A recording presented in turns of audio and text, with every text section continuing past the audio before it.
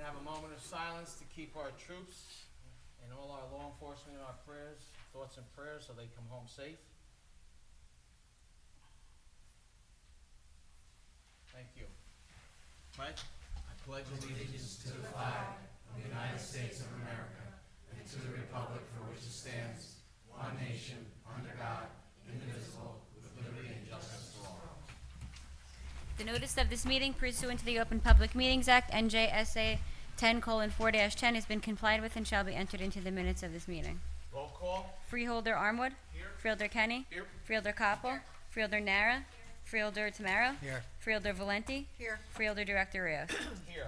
We have some recognitions. Yes, first is recognizing the 50th anniversary of JFK Medical Center. Next is proclaiming September 2017 as National Recovery Month in Middlesex County. And last is proclaiming September 25th, 2017 to October 1st, 2017 as Diaper Need Awareness Week in Middlesex County. Is there a motion to adopt? So moved. Second? Motion by Freeholder Valente, seconded by Deputy Director Tamara. Roll call. Freeholder Armwood. Yes. Freeholder Kenny. Freeholder Yes. Koppel. Freeholder Nara. Freeholder Tamaro. Yes. Freeholder Valenti. Yes. Freeholder Director Rios. Yes. Freeholder Tamara will be making the presentation.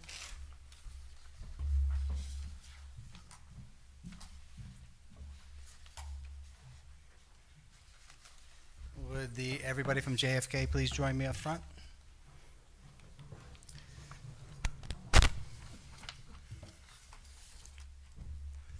Wait up. Right there's good. And you're gonna talk, so you stand right next to me. Is anybody running the hospital today?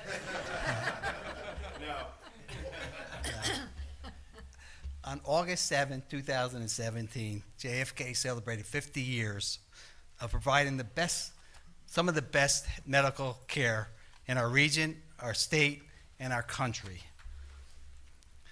In 1961, then Tony Alensis, during his first term as mayor, who ended up being the longest-serving mayor of Edison, had the idea. Of course, he beat his brother-in-law in 1958, and his sister didn't talk to him for a long time right after he beat him. And he was the last, the man he beat was the last serving Republican too in Edison. But in 1961, his vision was to build a medical center because he knew it would bring jobs. He knew it would help the economy. The time they opened the door, they had 206 beds with 450 employees. Today, they have 500 beds with 5,000 employees and 500 volunteers who volunteer daily. So we're here to recognize that and recognize what they've done for the community. And I'm sure everybody has a story about JFK, and I'm going to tell you a little bit of my story. When I broke my leg 2.5 years ago, I was on James Street, about a half a mile away from the hospital, medical center as it's called today, because I grew up, it was called the hospital. And they received a call from the medical center saying, we have to divert you. And the driver says, we got to divert me. Divert me where? He says, anywhere you want to go. I said, the only place I'm going is JFK. Drop me off in a hallway, somebody will take care of me. And they did. You know, I spent some time there, and the rehab was unbelievable. They're top in the country in their rehab, and there's been a few famous people have even gone through the rehab. And thank you for all you do in the rehab, because if it wasn't for you, I probably wouldn't be walking the way I'm walking today and feeling the way I'm feeling. So thank you very much, and congratulations. And Adam Beater, who is the Vice President of Government Relations, would like to say a few words. Thank you, Freeholder, and thank you to the Freeholder Director and the members of the board. Freeholder, it gives us great pleasure to see you water skiing now 2 years after that leg break, and it was our staff, I'm sure, did a great job, but your hard work did a lot of it as well. But we've been celebrating our 50th anniversary all year long, and we have a large group of our managers here today to be a part of this celebration. I wanted to come and, on behalf of JFK Medical Center, say thank you for all that the Freeholder Board does to support the hospital. We've been celebrating throughout the community all summer, and you have helped us by giving us access to Plays in the Park so that we could go out with the community and help celebrate at the Plays in the Park celebration performances this summer. We had a great barbecue today on our front lawn for our 5,000 employees, and we have a number of other celebrations planned year long. But really what it is an opportunity for us to say thank you to the community that supported this hospital, this not-for-profit hospital for the last 50 years, and we look forward to the next 50 years serving the community. And thank you very much.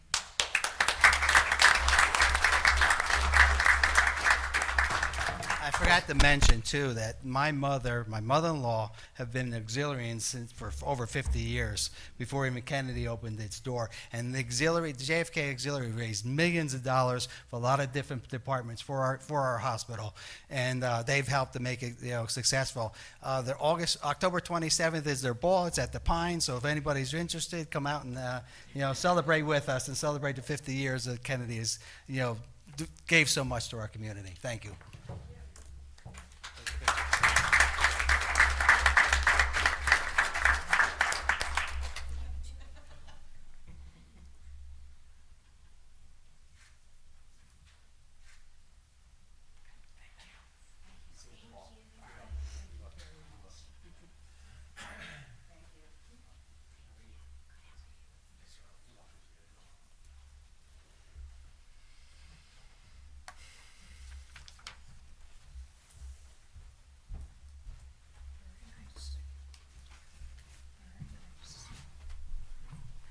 Correspondence? Each freeholder has been provided with a list of correspondence received by the clerk's office since our last meeting. This correspondence will be kept on file in the office of the clerk of the board for reference.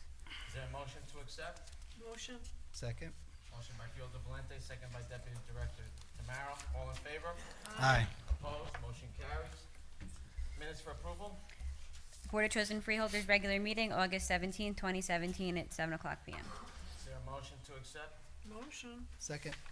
Motion by Fielder Valente, second by Deputy Director Tamara. Roll call. Freeholder Armwood. Freeholder Kenny. The minutes, yes. I'll abstain. Okay. Freeholder Coppa. Yes. Freeholder Nara. Yes. Freeholder Tamaro. Yes. Freeholder Valenti. Yes. Freeholder Director Rios. Yes. Ordinances?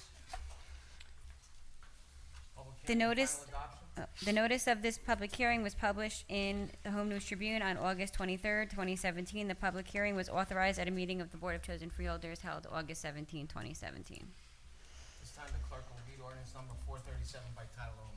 County of Middlesex, State of New Jersey, ordinance number 2017-437, a loan ordinance of the County of Middlesex, State of New Jersey, approving and authorizing the entering into execution and delivery of a loan and security agreement with the Middlesex County Improvement Authority for the undertaking of various 2017 capital improvements and the acquisition and installation as applicable of various equipment with an estimated cost of $7,580,000. The cost of such improvements and equipment to be financed through the county guaranteed capital equipment and Improvement Revenue Bond Series 2017 of the Middlesex County Improvement Authority to be issued on September 1st, 2017, and authorizing a public hearing to be held Thursday, September 7th, 7 p.m., and authorizing publication thereof.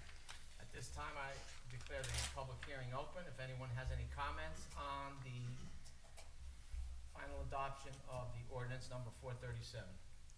I move the public course be closed. Second.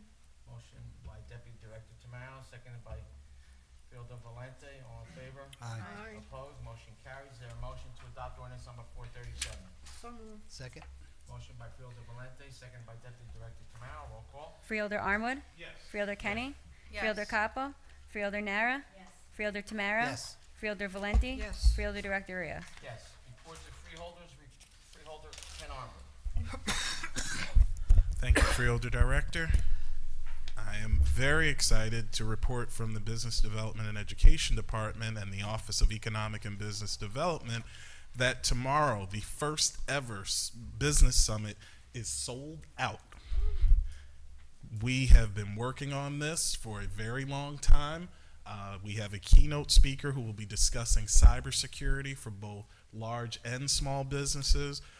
This endeavor has been no small undertaking and I'd like to publicly thank Ms. Kathleen Shaw for all of her work and everyone else who works with you, Kevin, Carla, everyone on the Brady Bunch line, everybody around the square who works in the department. This is a huge endeavor for us. This is an opportunity that I've been pushing for the county to let the public know what services we provide. There are a lot of services that we provide through the county in this department. The issue has been letting people know what they are, and this is an excellent opportunity for us to get out to the public and let them know exactly how their tax dollars work, and also to thank some of our business partners out there. If information covered will include tools of our office can provide to help businesses succeed. And there'll also be discussions from Kevin about workforce development and our education departments and how it all ties in and works for the county. So I'm very excited to be there tomorrow. I'm glad that this is going off. I'm glad we have absolutely no more room for anyone else in our free summit. So thank you. From the Middlesex County Office of Workforce Development. The Middlesex County Office of Workforce Development will be holding its annual fall job fair next Thursday, September 14th, 2017. The year's event is being held at the Old Bridge Municipal Complex from 10 a.m. to 1 p.m. 45 employers with various job opportunities will be on site to accept applications and conduct interviews. For further information, please go to the county's website and search Job Fair. During July and August of this year, our Career One-Stop Centers in New Brunswick and Perth Amboy hosted 27 employer recruitments.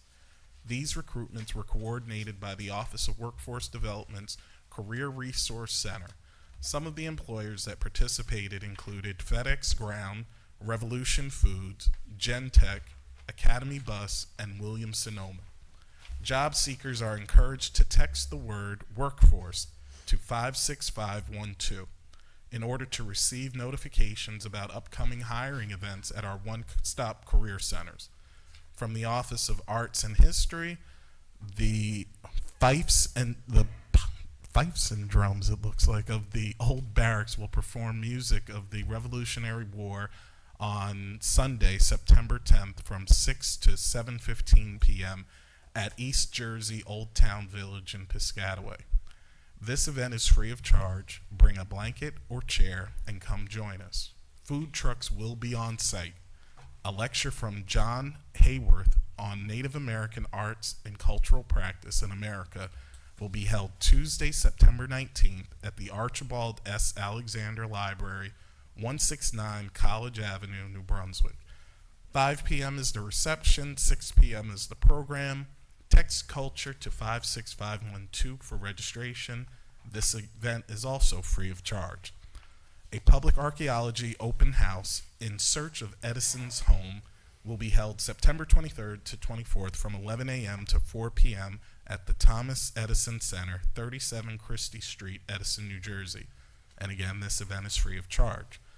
Lastly, from the Rutgers Cooperative Extension of Middlesex County, on Saturday, September 16th at 10 a.m., a program, Introduction to Backyard Beekeeping, will be held. Call 732-398-5262 to register.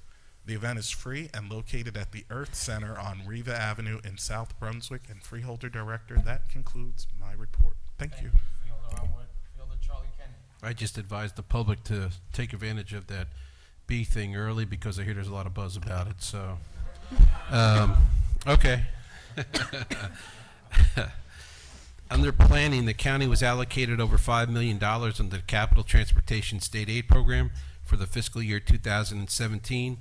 Resolution 17-1449 on tonight's agenda authorizes the Freeholder Director to execute the grant agreement, and these funds will be used to implement eligible transportation projects throughout our county. Under our parks, there is new playground equipment that has been put out. This summer, it's a continuing effort to update our equipment throughout parks in Middlesex County, and it will continue on as we move forward. I just want to make mention of that. Roosevelt Park Family Roller Skating Rink. The fall season opens September 8th through October 22nd. The hours of operation are Friday and Saturday 5 to 9 and Sundays 3 to 7. So that's Fridays and Saturdays 5 to 9 and Sundays 3 to 7. Please call if it has rained within the past 48 hours. They have to make sure that the roller rink surface is dry enough to be skated on. And that number is 732-745-4484. And I don't know, did we put that on our website, Rick, when Okay. So people can get that information possibly off our website too. The Middlesex County Conservation Corp. volunteer event on National Public Lands Day, which is September 30th, 2017, is from 9:30 a.m. to 12 p.m. at the Phillips Preserve. Volunteers will help with trail maintenance and debris removal. Please call Griffith Boyd at 732-745-3064 with any questions about this event. We also have that on our website. Correct, and they can access email directly to there as well. Very good. You can access email directly through our website if you're looking for more information. Middlesex County Plays in the Park, the Fall Children's Show Freckless Face Strawberry, the musical, is going to be happening in October. There are 10 performances, one at 1 p.m. and one at 4 p.m., and they are on the following dates: October 7th, 8th, 14th, 15th, and 21st. That's the 7th, the 8th, the 14th, 15th, and the 21st. And once again, that is the Fall Children's Show, Freckless Face, Strawberry, the musical, and there's 10 performances from at 1 and 4 p.m. Tickets will go on sale September 18th and will be available for purchase Monday through Friday from 10 a.m. to 4 p.m. at the theater. Limited amount of tickets will be available at the door on the day of the shows. Ticket prices are $3 for adults and children 12 and under, $2. So $3 for adults, $2 for kids 12 and under. The Labor Day concert was recently held because it was Labor Day recently. And I'm happy to inform everybody that despite the questionable weather, our annual Labor Day weekend concert featuring Jimmy and the Parrots and a Jimmy Buffett tribute band and Still Surfin', a Beach Boys tribute band, presented at the Stephen J. Capestro Theater at Roosevelt Park on September 3rd, was enjoyed by over 1,000 people, and some of those people are the fellow freeholders that are up here, because I know that some of them were at the event, and they can expand more on it if they wish. I also want to mention the Plays in the Parks this summer were very successful. The Kids in the Park program, I received a lot of feedback on, and the parents and the kids loved that program. And I just want to thank Jackie Neal for the work and the effort, and whoever else is part of her staff for putting that together. And I also want to thank our staff and our rangers for the parking at the Plays in the Park, because I've received from various people positive feedback on how fast that they get the cars out of there after the show. The other comments that I received were concerts throughout the county. In our county parks, we have concerts throughout. And once again, a great response. The people that I've talked to really love the programs and the bands that were put on this year. The Office of Public Works has completed milling and resurfacing 28 roads in 20 municipalities this summer, covering 22 miles. All of these projects have enhanced the transportation infrastructure of the county and serve to advance the safety of the motorist. Once again, it's been a tough summer for our road crews. Between the hot weather and the rainy weather, it makes it very tough to keep the momentum going when you're out there paving. So I want to compliment them for the work that they've done over the summer in getting those roads done. And last but not least, the Office of Facilities Management recently completed the reconfiguration and remodeling of our Office of Weights and Measures, Consumer Affairs, which has relocated to 77 Apple Orchard Lane in North Brunswick. This relocation to the county-owned facility will save the county about a little over $100,000 annually in lease fees. And Freeholder Director, that's all I have. Thank you. Thank you, Freeholder Ken. Freeholder Leslie Copeland. Thank you, Freeholder Director. The Finance Department will begin the 2018 budget process next week by circulating budget requests to each department. For the next few months, we will conduct reviews with department heads and the county's autonomous agencies as we develop a foundation for the 2018 budget. The county's developed a strategy of early initiation of the budget process in order to adopt future years' budgets as early in the fiscal year as possible. By being the first county in the state to adopt the budget in early 2018, as we have done in previous years, it allows us to continue to begin vital services for county residents in a timely fashion and to carry on the short and long-term sound fiscal policies we have embarked on for the past 8 years. In 2018 budget, we will continue to reorganize and consolidate county offices and departments and infuse technological advances into our operations to increase productivity, efficiencies, and savings, which ultimately reduce the burden on our taxpayers. The Freehold Board is anticipating to introduce the budget in January, and once again adopt the county budget in the early March of 2018. That concludes my report. Thank you, Freeholder Koppel. Freeholder Shantinaro. Thank you, Freeholder Director. Before I begin my report, I did attend the Labor Day concert, and it was excellent. Both bands were terrific, and I'm not ashamed to say that the highlight of the show for me was when the lead singer from Jimmy and the Parrots brought out his banjo and played the theme songs to Petticoat Junction, Green Acres, and the Beverly Hillbillies. So I don't care if that dates me. So my report, the Middlesex County Office of Corrections continues its road detail program, which consists of 4 to 6 inmates and a supervisory corrections officer that operate 5 days a week to comb through the 31 county roads, county parks, and county waterfront regions to pick up litter and clean up the areas. This program, which runs through November, has already collected 4,627 bags of litter, which excludes items that are too big to fit into the bags. This statewide program is fully funded through a grant administered by the county's Office of Environmental Health. The Middlesex County Sheriff's Office Civilian Academy is an 8-week program that is designed to educate residents and local citizens on the various functions and duties of the Sheriff's Office. The first session will take place this year on Thursday, September 21st, 2017, from 7 to 9 p.m. at the Middlesex County Police Training Center, which is located at North Patrol Road in Edison. Classes will continue weekly on Thursdays and will culminate on November 2nd with a graduation ceremony. Each session, which consists of approximately 35 to 40 participants, will highlight all divisions within the Sheriff's Office to include defensive tactics, canine, traffic, SWAT, first aid, fatal vision, and more. Participants will also tour the Middlesex County Sheriff's Office and the main courthouse. If anyone's interested, please contact Officer Frank Sautner, who's the Academy Director, at 732-745-5909, or email him at frank.sautner, S-A-U-T-N-E-R, at co.middlesex.nj.us for any additional information or registration details. And from our Division of Solid Waste Management, the division will host additional paper shreds for all county residents on the following dates. But a reminder to all residents that this is a free service. The paper shred events begin at 9 a.m. and they finish at noon. So the following dates are tomorrow, Friday, September 8th, in the parking lot across from the lake in Thompson Park, which is located in Monroe Township. And we also have a paper shred event this Saturday, September 9th, at Beechwoods Park, located at 37 Beekman Road, Monmouth Junction in South Brunswick. And Saturday, September 23rd, at the Powell Building Recreation Center, located at 1250 Maple Avenue in South Plainfield.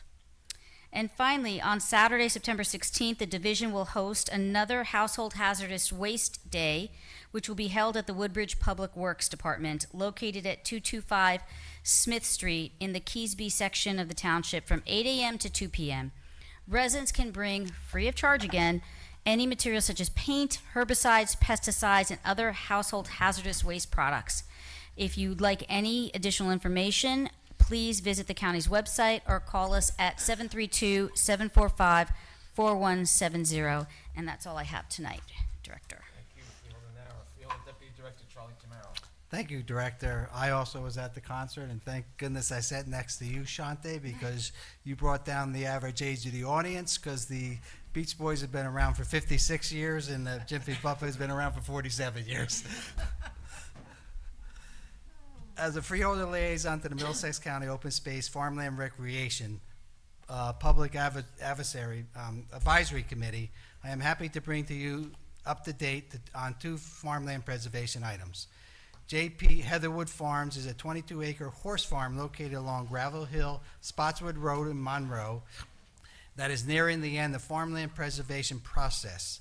Staff is currently working on finalizing all the required closing documents, and the acquisition is anticipated to take place within the next month or so. The Zimbicki Farm is a 37-acre farm also located in Monroe on Federal Road The potential acquisition is currently at the appraisal stage of the farmland preservation process. 2 appraisal reports and appraisal review have been completed, and the review appraiser will present the findings at the upcoming meeting at the Middlesex County Agricultural Development Board on September 13. Following the meeting, the appraisal reports will be submitted to the State Agricultural Department Committee for their review and final certification of the value of the development and the easement. This will allow the county to move into contract and process with the landowner.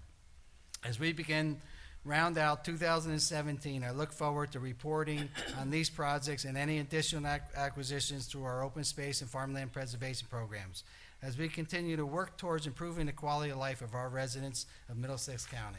And thank you, Director. I'm finished. Thank you, Freeholder Deputy Director Tamara. Freeholder Blanquita Valenti. Thank you, Freeholder Director. From the Department of Community Services, I'd like to remind our veterans of 2 resources available through the Middlesex County Clerk's Office. The first, the Veteran Services Card, is a courtesy card available to all veterans in acknowledgement of their service to our country. The card is available in our passport office and can be obtained by bringing an original DD-214 to be recorded with the county clerk, along with proof of name and address in Middlesex County. Individuals requesting a name other than that what appears on their DD-214 must also show documentation of a legal name change. The second resource is a Veterans Advantage booklet, which contains the names of businesses and companies that offer a discount to veterans with proof of military service. The book includes a wide range of products and services at a discounted rate. More information on these resources can be found on the county website under the Veteran Services or Passport Office pages. I would also like to bring attention to the proclamation passed tonight in recognition of National Recovery Month. The resolution will be presented on September the 28th at the 2017 Middlesex County Mental Health and Addiction Recovery Conference, a free event being held at the Middlesex County Fire Academy. The conference will feature presentations from several prominent providers and a keynote address by Dr. Tian Dayton. Online registration is required through the Wellspring Center for Prevention website. And that's the end of my report, Director. Thank you, Freeholder Valenti. I just have a few comments. I also attended the Labor Day concert at the Stephen Capestro Theater, and it was tremendous. I thought the performances really mimicked the original artists between Jimmy Buffett Band, the Jimmy and the Paris, and the Beach Boys Band. It was really a great time. A lot of people attended, and I encourage all our residents to take advantage of those concerts when we have them. They're really, really good. We have made ourselves available for victims of Hurricane Harvey, and we've met with our local departments within our county administration to make sure that if we are needed, we will be there for equipment, supplies, and manpower as well. And as you've been reading, I'm sure, or seeing, this other hurricane, Hurricane Irma, which struck the Caribbean. Let's just keep those folks and the people in the United States here in our thoughts and prayers that there's not much damage or loss of life with this incoming Hurricane Irma. And the only thing I would say, folks, if it does come by us, hopefully it doesn't. There's people that tell us what we should do and what we shouldn't do. Listen to those prepared things that we have to do. People in Florida, some of them are saying that they're not going to leave. They're only threatening their own lives. So please, hopefully it doesn't come by us and it goes out to sea and it doesn't do any harm to property or lives. But take heed to those comments. Okay, Mr. Kelso, do we have any resolutions to be added? There are none. Any resolutions to be amended? There are none. Any resolutions to be held? There are none. Any resolutions to be voided? There are none. This time I'd like to open up the meeting to the public on any resolutions listed. I move to close the public portion. Second. Motion to close by Freeholder Tamaro, second by Freeholder Valente. All in favor? Aye. Opposed? Motion carries. Any items to be removed and voted separately? I do, Freeholder Director, Resolution 17-1414R. Freeholder Director, I have 17-1491R. Anyone else? Mr. Kelso? Yes, Freeholder Director, a motion would then be in order to adopt the consent agenda consisting of resolution number 17-1395 through 17-1507, excluding resolution 17-1414 and 17-1491 to be voted upon separately. Is there a motion to adopt? So moved. Second. Motion by Freeholder Valente, seconded by Deputy Director Tamara. Roll call. Freeholder Armwood? Yes. Freeholder Kenny? Freeholder Coppel? Yes. Freeholder Nara? Freeholder Tamaro? Yes. Freeholder Valenti? Yes. Freeholder Director Rios? Yes. Now, Freeholder Director, would it be appropriate to consider the resolution excluded by Deputy Director Tamaro, and that's 17-1414? Is there a motion? Motion. Motion by Freeholder Valente, seconded by Freeholder Kenny. Roll call. Freeholder Armwood? Yes. Freeholder Kenny? Yes. Freeholder Coppel? Freeholder Nara? Freeholder Tamaro? Present, not voting? Freeholder Valenti? Yes.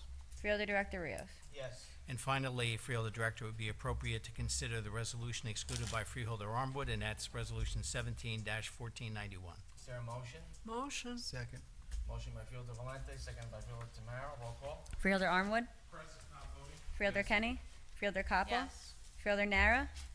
Freeholder Tamaro? Yes. Freeholder Valenti? Yes. Freeholder Director Rios? Yes.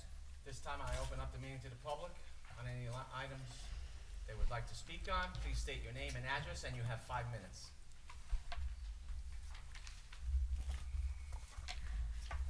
My name is Ellen Witt, and I live at 20 South First Avenue in Highland Park.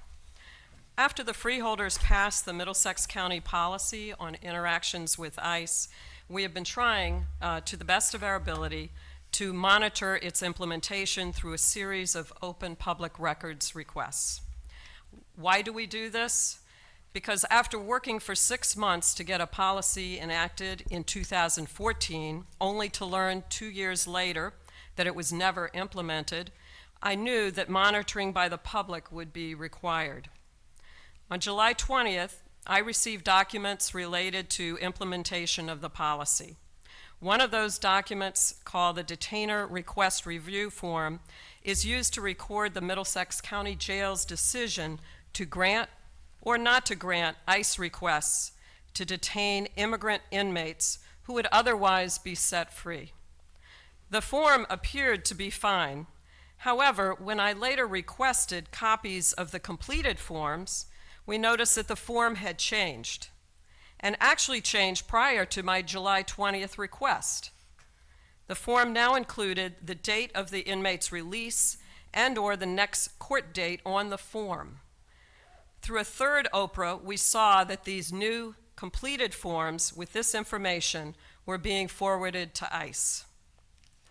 Therefore, the county jail, near as I can tell, was notifying in writing, who knows what they actually are doing verbally, important information about release times and court dates of inmates who had not been convicted of any serious crimes. This effectively means that county personnel are collaborating with and acting on behalf of ICE, providing information to assist ICE with their deportation efforts. On the other hand, the completed forms show that you refuse to let inmates themselves know that ICE has a detainer on them unless you honor that detainer. In addition, jail personnel are not only assisting with ICE's mass deportation system, but apparently also helping to undermine the judicial system by telling ICE when to enter the courthouse to scoop up immigrants. People across the political spectrum have condemned ICE's disruption of the judicial process by intimidating defendants and witnesses with their presence and arrests in and around courthouses. Prosecutors, defendants, victims, and communities are also frustrated by cases left unresolved because ICE has decided that their non-criminal, possible immigration violation is more important than finding justice.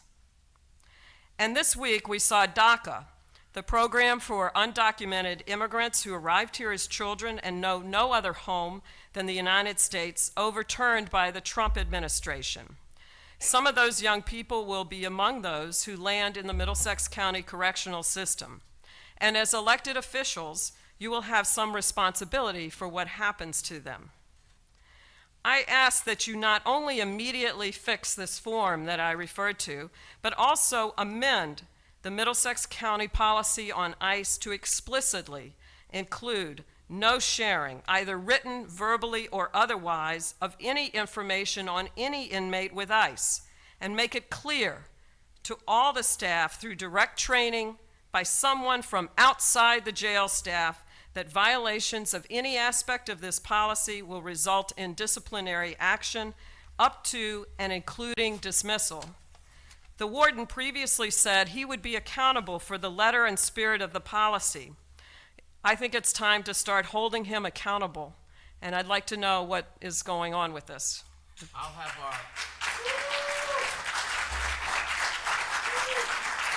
Mr. Kelso, with regard to the use of the form that was not the final form that had been approved by the freeholders, for whatever reason, and there was a crossing of information, for whatever reason, the form that was approved by the freeholders, the one that you indicated was the one that was satisfactory, was the form that was intended to be used. Unfortunately, for a period of time, and we're not really sure the reason for it, but a previous version was actually utilized by corrections, and it was not to be used. We did an analysis, and that's been fixed.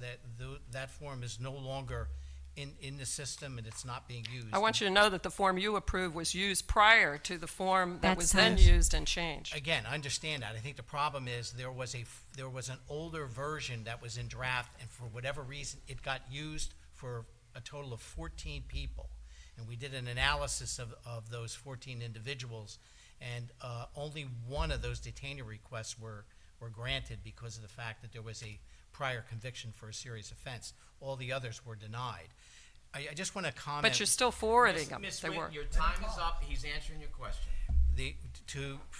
With regard to the information that's contained on that now form no longer utilized, in no instance is it really identifying a release date, because corrections has continued to say they can't define a definitive release date for all their inmates, because every one of those is subject to change based upon whatever court directive there is, whatever in someone serving a sentence, whether there's good time and early release. You'll note that, and I know you've reviewed the form says date of event or release. In all instances, in all 14 of those instances, what was actually noted on that form was what the next court appearance or next action was to be, which wouldn't in any way have impacted whether or not ICE was given an advance warning as to whether someone could be picked up. So it was an error. It was not intended to be utilized, but we did at least have the opportunity to do an analysis to determine it was only used in 14 instances, and it is no longer available to be utilized and is not being utilized. Thank you. I just want to address something else. Ellen, you contacted me, and so we went in and reviewed all of this. I also want to make it very clear, because I know there's been some concern about ICE picking up individuals at the courthouse that have been in our custody. So Mr. Kelso can confirm this, but we've been in discussions, and as some of you know, and many of you may not know, I work in the criminal courts in New York, and I was actually happily surprised, because it's a very different system in New York. In New York, you can be released in court, walk out of a courtroom, and ICE has been waiting in our courthouses. Here, that doesn't happen. Even if you are ROR'd at the courthouse, you don't get released from the courthouse. You go back to the correctional facility. And so you're processed and released there. We do not have any instance where ICE has removed a prisoner in our custody from the courthouse. And I know that that was a concern, that was happening. That did not happen with a single prisoner that was being detained in the correctional facility. Now, there may have been prisoners who were picked up after they were released from the detention center. That can happen. But nobody has been picked up from the detention center directly or from the courthouse. We have not gotten a single judicial warrant of removal, And there's only, as Mr. Kelso said, out of the 14 that you talked about, there was only one who had a detainer that fit within our policy where we would hold the person.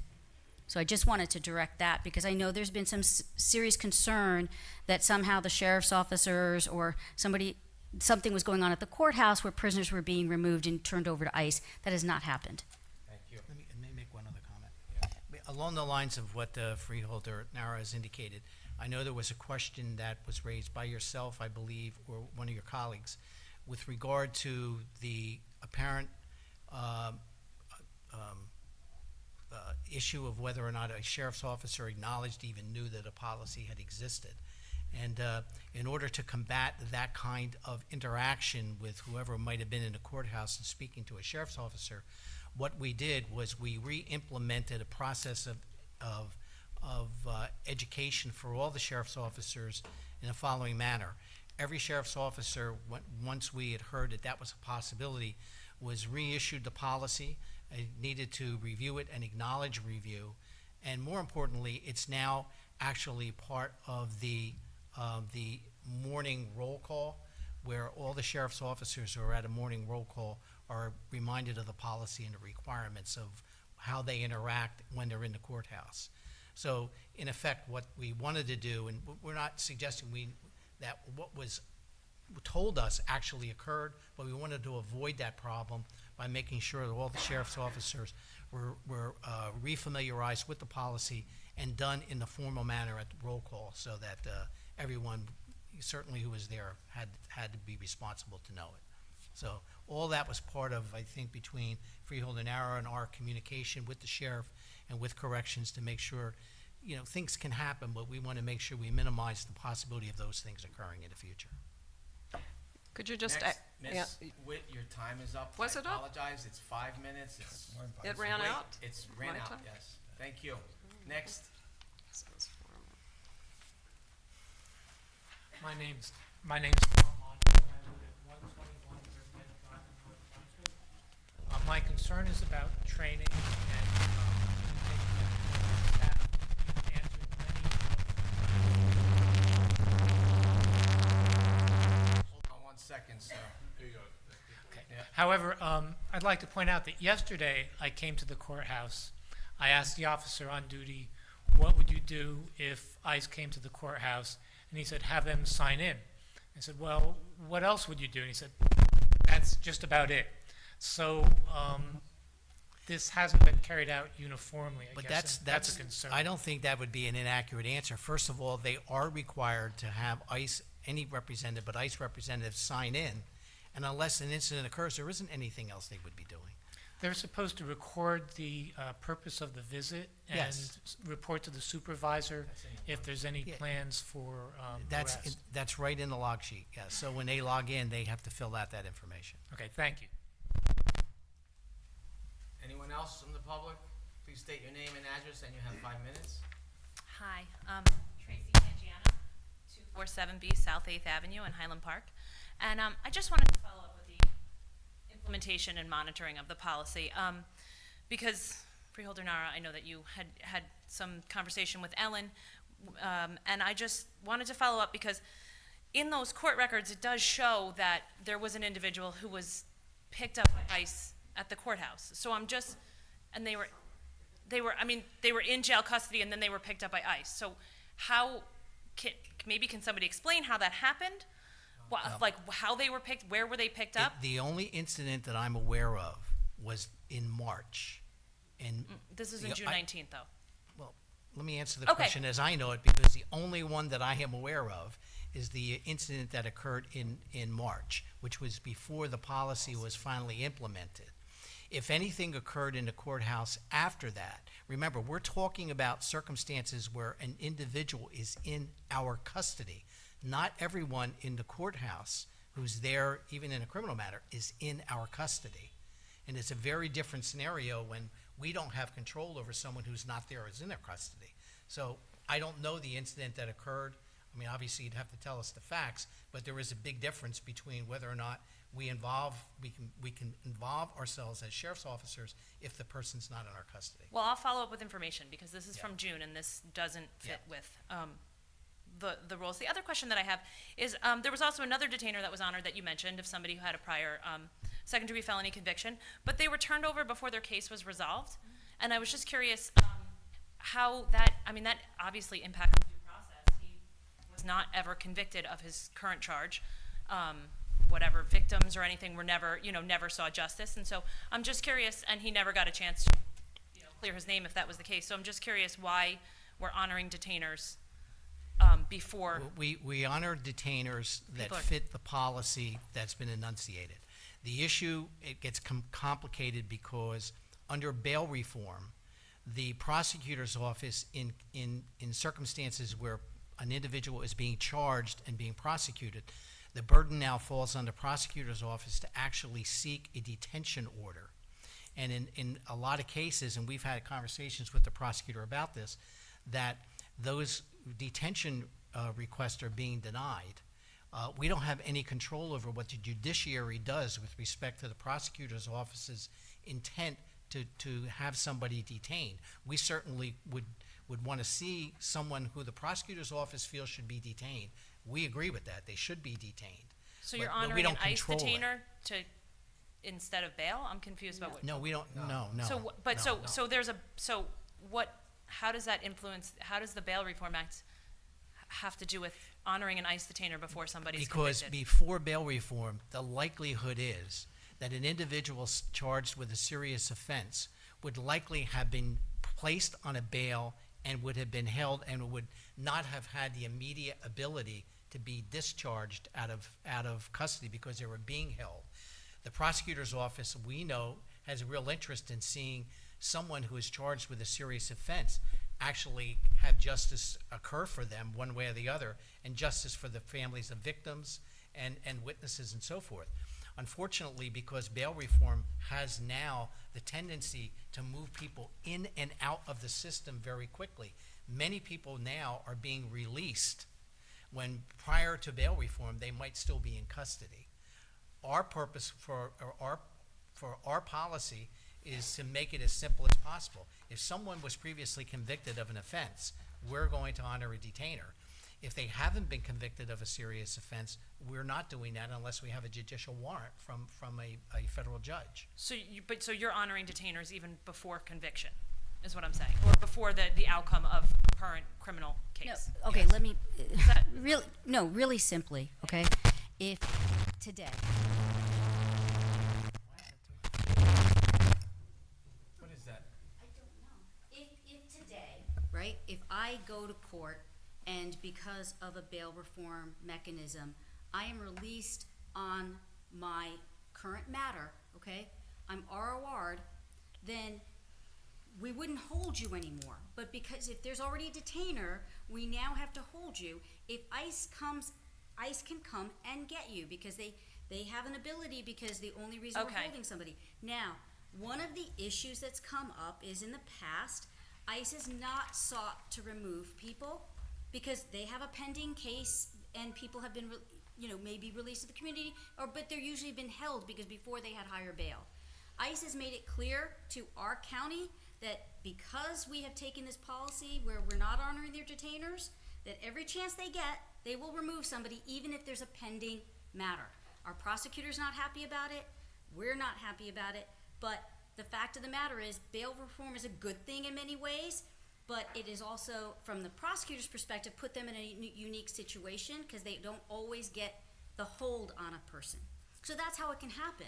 Okay. Somebody can be removed. There's not a legal mechanism for us to stop the removal at that point.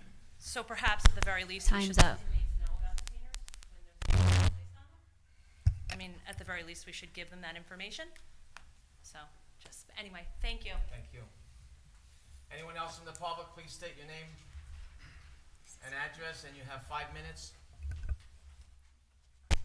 Hi, I'm Sid Madison. I live in Piscataway at 176 Blackford Avenue. My subject is Katrina, 2005. More than 1,200 died. Superstorm Sandy, the first one was 2005. The second one is Superstorm Sandy, 2012. More than 100 died. Harvey and Irma, we don't know yet. We don't know the counts. All of these were impacted by global warming. Global warming causes sea level rise. Sea level rise means that the storm surge is greater. Global warming means that the temperature of the ocean can be warmer. When the temperature of the ocean is warmer, it powers the hurricanes. They go from 3s to 4s or 4s to 5s, etc. When global warming creates a warmer atmosphere, it holds more moisture, therefore we get more rainstorms, more rainfall from the storms. So what we're concerned about is we know that global warming is going to continue, and all of these impacts are going to get worse. The point is that we need to do something to stop and reverse global warming. So that's my point. I have a presentation called The Best Solution. I'm a volunteer for Citizens Climate Lobby. If anybody in the audience or any one of the freeholders would like the presentation, I'd be glad to give it to them. Are there any questions? Nope. Thank you. Nobody asked the question about whether it was a weather-related item or a climate-related item. It is a weather item, but it's caused much worse because of global warming, which is a climate-related item. Thank you. Thank you.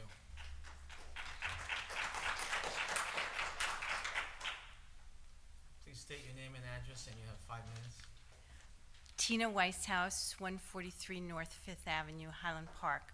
I want to support what Sid Madison just said. I've come before you at least twice and asked for you to come out and make a joint resolution against the pipeline in our area. I don't know that anything has been done further since those meetings, but I think that connecting the dots about where we are regarding fossil fuel use and the impacts that we're seeing one after another after another. And it's just terrible that all of our discretionary funding at the federal level is going to be used for disaster relief rather than for actually addressing the problem. So at the local level, we know we've pulled out of the Paris Accords. We're asking our elected officials at our local and state levels to take action. And in this county, you can take an action against the pipeline. So I ask you once again to do that. In addition, I'm just coming up to add another piece of the implementation of the ICE policy, which is providing a language line for Spanish speakers, because apparently not everybody can read the Spanish material. And if you're interested in people in the system becoming aware of their rights, then a language line it seems like a good idea. Is that that is available? It is available. It is available? Yes. And do people know it's available? Are they Yes, making, yes, they are, okay, so that's good. But again, I reiterate on the pipeline, so.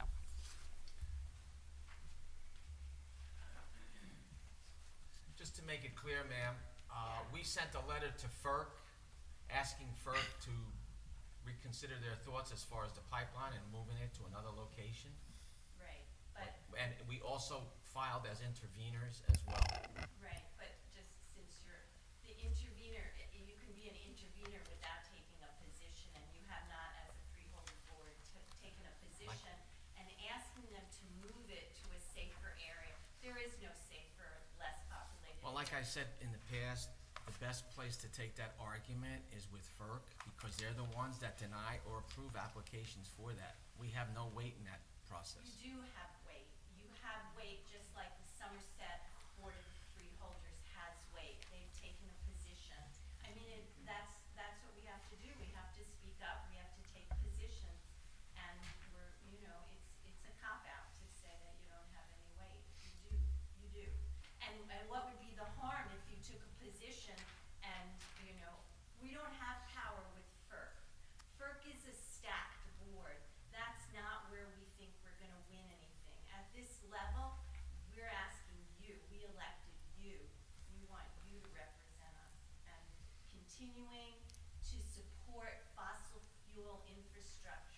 will produce more Irmas, more Harveys, more forest fires. It's killing us. Thank you.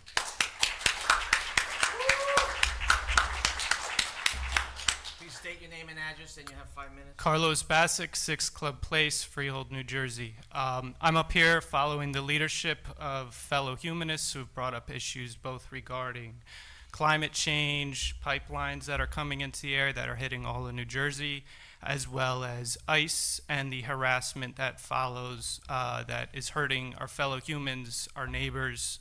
And there's one particular human that I'd like to draw attention to. Ellen did not get to finish her 5 minutes, so I'm carrying the baton and going to continue the dialogue as best as I can. Roger Avalar Rodriguez was arrested on June 18th. ICE sent you a detainer request on June 19th. His detainer was denied according to your records. However, your jail records show that he was removed by ICE, and we want to know why this happened, why he was removed by ICE. Can you speak to that, please? Perhaps this is a redundancy, but I trust the people have gathered facts surrounding this, and I would like it spoken to. I am familiar with the Rodriguez matter, and the Rodriguez detainer request was denied. So he would not have been removed from the corrections facility. It was denied, even though Mr. Rodriguez had been deported 6 times and came back into the country illegally 6 times. We still denied the detainer request because it didn't meet the policy. Okay, well, 6 times, I guess, is neither here nor there. It's a matter of this time. Why was he still, did ICE kind of hang out and find him somewhere else? Is that what you're saying? He was not picked up at the corrections facility because we denied the detainer request, and they cannot come into the facility and take someone out in those circumstances. Okay, well, I'm not familiar. I wasn't there. I would like to reiterate that our fellow humans are under siege by these policies, and you as an elected body do have real power. I agree with what Tina said before, that to whatever the issue is, it's a cop-out to say you don't have power and to say somebody else does. You could step up to the plate and take the power that's been given to you. You represent the people, and we would like a clear policy defending residents in Middlesex County, in Monmouth County, whatever county the freeholders are from. You have the power to protect us, and I hope that you use it. Thank you. Anyone else in the public would like to speak? Motion to close. Just to follow up on his point, hi, I'm Susan Berkowitz. I'm living at 10 Duclos Lane, Highland Park. If he wasn't picked up from the the detention facility, what was listed, we weren't there. All we know is what is on the paper that was released as a matter of public record, and what it says is released to ICE. So we don't know if someone brought him home and sent him to ICE, but on the record that is part of our record keeping that we keep. So either there's a big problem with the public record keeping, or there's a real inconsistency here that at the very least needs to be looked into. Well, I'd have to look at the form because I'm not familiar Can we with send that to you? the actual. Yeah, absolutely. Yes. Okay. Absolutely, because I know for a fact, because they consulted with my office on whether or not the criteria was met. Right. Because there was the potential that one of the previous deportations could have been by judicial order. Right. But we did not have that information, and we took the conservative position to not honor the detainer. And that's reflected on this piece of paper, as I understand it as well. It does say that detainer was denied. Right. It further says that he was released to ICE. That's why the question. You'd have to see. I'd have Okay. to see the paper. We'll get that to you. Thank you. Thank you. Anyone else in the public? Is there a motion? Motion to close? No, there's somebody. If you wanna talk, you better stand up here, because we're gonna adjourn. State your name and address. Hello, and you have 5 I'm minutes. Brian Lee. I'm from Somerset, Kingsbury Drive. And I would just like to add to one of the things that people have brought up that I didn't hear an answer about, is that if ICE issues a detainer and you guys, on someone that and then you don't honor it, we would like to see that the person who has the detainer placed on them be notified about it so they can seek legal assistance and possibly have to put their affairs in order. I read over the policies that you guys passed. I don't believe that's part of the policy, is it? My recollection is that an inmate is notified if a detainer request comes in and it's granted, but not if it's denied because it's being denied. But they're also being given a list of their rights, which was one of the requests that everyone had, in both in English and Spanish, in the language line, which clearly indicates what rights they have with regard to speaking to ICE, being interviewed by ICE, and to having a household member or an attorney assist them. Do they get the list of rights only if ICE issues a detainer, No, or they- do they all get it? Everybody who enters the facility gets it. So, well, our suggestion here is definitely that if ICE is interested in someone, it definitely benefits them and the loved ones to know about it, that ICE has a searchlight targeted at them. I mean, you can see how someone like that might need to, for instance, sign power of attorney to someone else if they have kids. It's not an unreasonable request, and we'll consider it. I mean, it's something that we actually did discuss, and I don't recall exactly the debate that there was, but there were some concerns raised that might not be in the inmate's best interest to know that. But it's a fair point, and I think we should consider looking at that. You know. Please do. I mean, it's as you know, this is a fairly new and horrible situation, and we're all learning as we go along. And I recognize that this board has only so much power to stop ICE, but you know, there are powers that you have. I do know for a fact that in some school boards, this is a different kind of thing, but I know that in some school boards, I believe in Illinois and possibly LA, if ICE comes to the school and ask about a student or their family, the school board will actually notify that family and put them in touch with an immigrant rights group. So at least in other places, in other circumstances, they do deem that as a good thing to let people know that ICE is interested in them. And okay, let me see what else. Oh yes, one last point that no one brought up yet. Open public records requests have not always been responded to within the 7 business day limit. Whenever a request is made, it's answered within the 7 days, unless there are reasons why we don't believe it can be, in which case we always request an extension. Okay.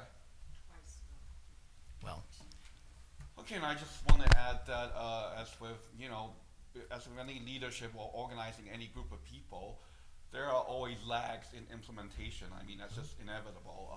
You take a corporation, you pass a policy, but someone at the lower level is going to screw it up a little bit, and they might wind up wasting paper or wasting a few $100s here and there. But in this case, there's a big deal of urgency, because what's being wasted here is people and families. And I know that, and we are extremely grateful that this board has passed such a comprehensive policy that we are mostly pretty happy with. And I know that you guys have worked really hard on it. And it's just that if we are nagging you guys on the implementation part, it's because there is such a great deal of urgency, and that there are, people's lives are being ruined as we speak.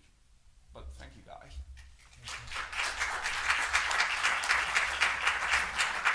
Anyone else in the public? Please state your name and address, and you have 5 minutes. Hi, my name is Michael Braylove. I'm from 9 South Adelaide Avenue in Highland Park, and my subject is totally different, and it feels very frivolous to even talk about it, but with your permission. I'm concerned, first of all, I compliment the Parks Department. I compliment the people in Donaldson Park who keep it running so well, who work with us in the gardens there and on the river and that kind of thing. I've been writing with Rick Lear back and forth about the policy of when the docks are removed, and I finally got the rules from him that they must be out by September 15th and can't be put in by May 1st. That's a policy apparently with the Department of Environmental Protection. So what I'm asking you tonight is, please talk to whoever does these things and get a more current policy, and one that is more generous in terms of allowing us access to the river. I speak on behalf of the thousands of kayakers in Highland Park.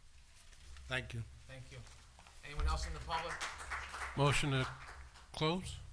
Is there a second? Motion by Fielder Kenny, seconded by Fielder Tamaro. All in favor? Aye. Opposed? Motion carries. Is there a motion to adjourn? So move. Second.